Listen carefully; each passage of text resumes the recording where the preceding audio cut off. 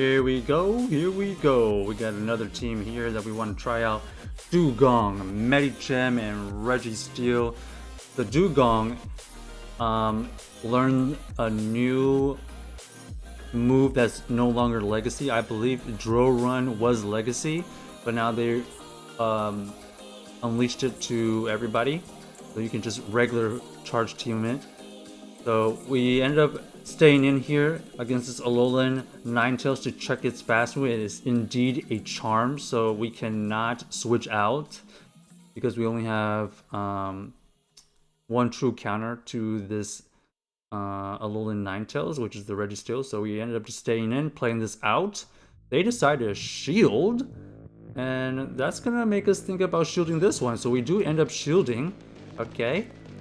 And they decided to switch out. They switch out to their Scrafty. We counter swap into our Medicham here. The Medicham has a favorable matchup against this Scrafty. We don't show the first one. Nothing you could throw at us can one-hit KO, so we allow it to go through.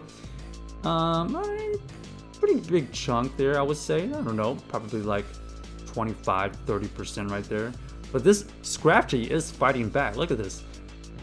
Is this potentially another foul play here? We don't shield because it could have been a bait. Okay, they go for the foul play there. And because we had 2 ice punches stored up, we decided to throw a move here. If they decide to try to shield, bam! We're going to hit them again with another ice punch. I don't know if they were aware that we had double ice punches here, but this was pretty ideal for us because not only did they get that last shield out of the way, but now this Medicham only has a sliver of health, and that's basically one charm that we allow this Alolan Ninetales. So now we can come in with their hardest counter, and unfortunately for them, the hardest counter to their Alolan Ninetales is also a counter to their Lantern here. We have a shield, and we have the Zap Cannon ability from our Registeel. This is GG's. Unless they have like, I don't know, Hydro Pump. Theoretically, if I don't get this debuff, they could have the Hydro Pump, but they kind of already shown us their move there. Okay, we get to get the debuff, so this is even more GG's. We have so many options here. We could shield, we can let it go, we could farm it a little bit more and go for the Zap Cannon. So this should be pretty standard here. I think we decide to kind of over farm a little bit. Okay, yep, indeed we do kind of go for an over farm. We come in with a Zap Cannon. This is gonna take it out. Bam! And then we just have one shield. We're just gonna shield whatever this throws at us, even if it does throw anything at us. And then we're gonna be able to get to the Zap Cannon. So that's GG's right there.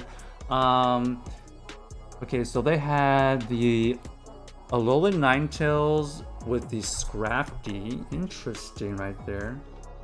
Kind of double weak to poison types right there. I guess that's what the Lantern is for. But yeah, Alolan Ninetales unfortunately could not take out the Dewgong. Otherwise, they would have done massive damage to our Medicham. All right, next we're gonna have what? Let's see who we're gonna face here. This team is pretty solid. I mean, sure, every team has a weakness.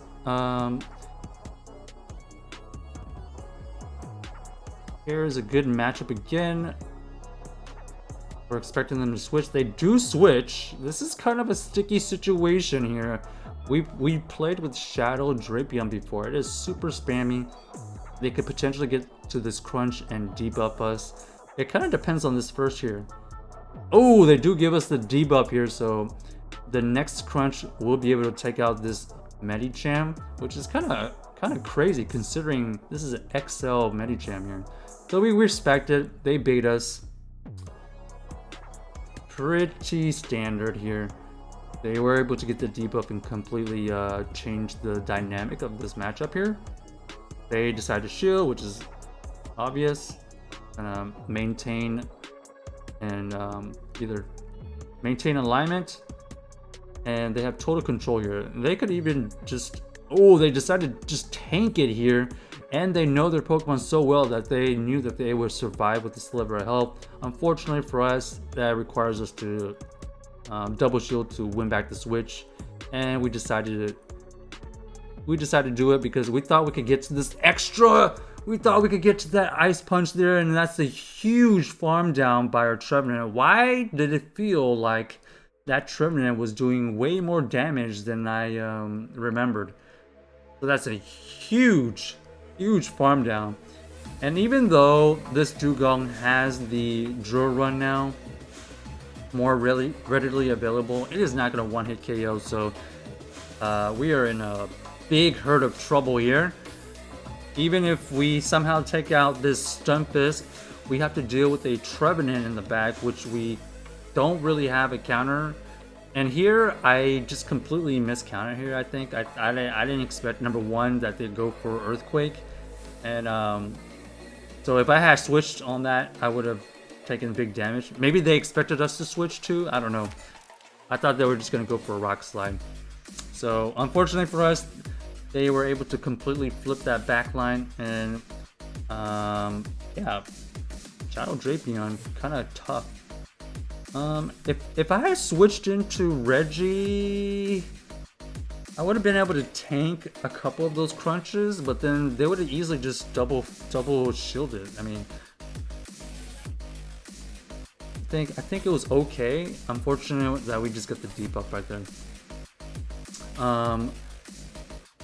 Okay, so that team, even though we had a pretty decent lead, that Drapion is kind of spamming for this team here. And we got the debuff, so maybe it would have been way different if we didn't get the debuff. Oh, that is why we got farmed down so fast, because that Trevenant had that debuffed Medicham. Okay, now I remember. Alright. So we have Stunfisk versus the classic Dewgong here. So Dewgong, it does have that drill run. Let's see how much damage it could potentially do to this Stunfisk. We're just kind of making sure we don't get our move caught, throwing at a pretty random time. They decided to shield, but they also were throwing rock slides here. So you can see how much damage that rock slide did earlier, roughly 30 to 35%. This one's another similar situation, but we survive it, so we decide to let it go.